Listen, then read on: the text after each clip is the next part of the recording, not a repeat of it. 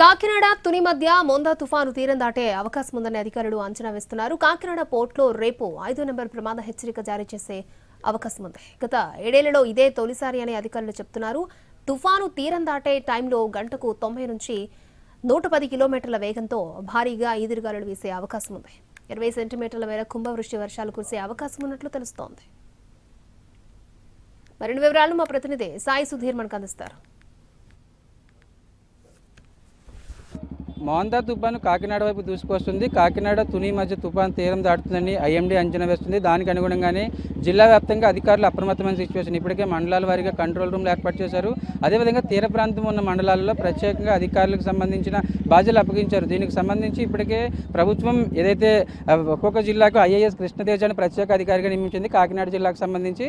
దానికి సంబంధించి కూడా చర్యలు తీసుకుంటుంది. ఎందుకంటే ఉప్పాడ కాకినాడ బీచ్ రోడ్ ఇప్పటికే మూసివేస్తున్నట్లు అధికారులు ప్రకటించారు. ఎందుకంటే సముద్రంలో పర్యాటకులు కావచ్చు, అదేవిధంగా ఇతర ప్రాంతాల వాళ్ళు సముద్ర తీర ప్రాంతానికి వస్తే అవకాశం ఉంది కాబట్టి దానికి సంబంధించి కూడా పర్యాటకులకు సంబంధించి ఈ రోడ్డును క్లోజ్ చేసిన సిచ్యువేషన్. అంటే జిల్లా వ్యాప్తంగా కూడా దాదాపు ఈ తుఫాను ఎఫెక్ట్ ఎక్కువగా ఉండే మండలాలు భారీ ఈదురుగాలు వేస్తాయి, అదేవిధంగా భారీ వర్షాలు కురుస్తాయని ఇప్పటికే అధికారులు అంచనా వేస్తున్నారు. దానికి అనుగుణంగానే చర్యలు తీసుకుంటున్నారు. ఇప్పటికి మత్స్యకారులు వేటకు వెళ్ళదని అధికారులు దానికి సంబంధించి ఆదేశాలు ఇచ్చారు. అదేవిధంగా బోట్లన్నీ కూడా ఒడ్డుకు చేరుకునే పరిస్థితి. మరొక వైపు దానికి అనుగుణంగానే ఇతర ట్రాన్స్పోర్ట్కి సంబంధించి కార్గో బోట్లకు సంబంధించి కూడా ఇప్పటికే ప్రభుత్వంకి సంబంధించి అధికారులు వాళ్ళతో దానికి సంబంధించి క్లారిటీ ఇచ్చారు. ఎందుకంటే మరొక వైపు ఒకవేళ సముద్రం సంబంధించి ఇటు భారీ ఎదురుగాలులు వర్షాలు ఎక్కువగా వస్తే సముద్రంలో ఉండగా ఇబ్బంది వచ్చే అవకాశం ఉన్నది కాబట్టి దానికి అనుగుణంగానే చర్యలు తీసుకుంటున్నారు.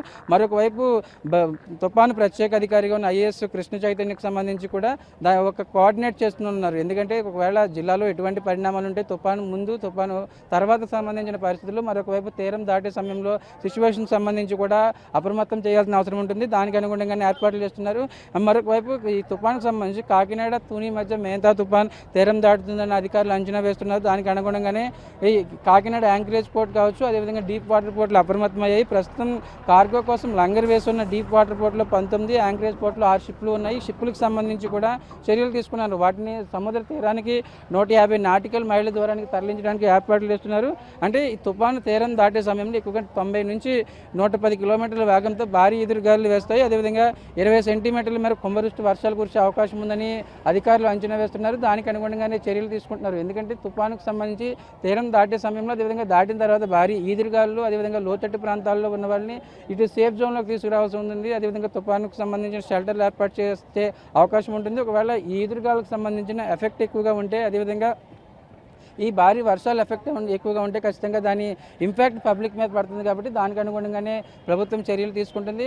ఈ మేంతా తుఫానుకు సంబంధించిన గాలులు ఎక్కువగా వీస్తాయని ఇటు ఐఎండీ భావిస్తుంది. దానికి అనుగుణంగా చర్యలు తీసుకుంటుంది. మరొక వైపు మత్స్యకారులు వేటకు వెళ్ళొద్దు, సముద్రంలోకి సంబంధించి భారీ ఎదురుగాలులు భారీ వర్షాలు వచ్చే అవకాశం ఉంది కాబట్టి దానికి అనుగుణంగా చర్యలు తీసుకుంటుంది. అంటే తుఫానుకు సంబంధించిన ఈ కోస్టల్ ఏరియాకు సంబంధించి సముద్ర తీర ప్రాంతంలో ఉన్న మండలాల్లో తుని కావచ్చు, అదేవిధంగా ఉప్పాడ, కొత్తపల్లి, తొండంగి ఇలా కోస్టల్ ఏరియాలో ఉన్న మండలాల్లో దీని ఇంపాక్ట్ ఎక్కువగా ఉంటుంది. అదేవిధంగా గ్రామాల వారీగా అవసరమైతే మండలాల వారీగా కంట్రోల్ రూమ్లు ఏర్పాటు చేస్తామని ఇప్పటికే అధికారులు దానికి సంబంధించిన ఆదేశాలు ఇచ్చారు. మరొక వైపు కాకినాడ జిల్లా వ్యాప్తంగా కావచ్చు, అదేవిధంగా 2 రోజుల పాటు రేపు ఎల్లుండి కూడా ప్రభుత్వ ప్రైవేట్ పాఠశాలకు హాలిడేగా డిక్లేర్ చేస్తారు. ఎందుకంటే ఒకవేళ ఈ తుఫాన్ ఇంపాక్ట్ అనేది ఎక్కువగా ఉంటే స్కూల్స్కి వెళ్ళినా, అదేవిధంగా కాలేజ్కి వెళ్ళినా మొత్తం పాఠశాలలకు కావచ్చు, అదేవిధంగా విద్యా సంస్థలకు హాలిడే ప్రకటించిన సిచ్యువేషన్. తుఫాన్కు సంబంధించి భారీ వర్షాలు ఎదురుగాలు సంబంధించిన తర్వాత సహాయ చర్యలపై కూడా ప్రభుత్వం ఫోకస్ చేస్తుంది. దానికి అనుగుణంగానే ఎప్పటికప్పుడు మానిటరింగ్ చేయడం, కంట్రోల్ రూమ్లు ఏర్పాటు చేయడం, కోఆర్డినేట్ చేసుకోవడం వంటి చర్యలు తీసుకుంటుంది.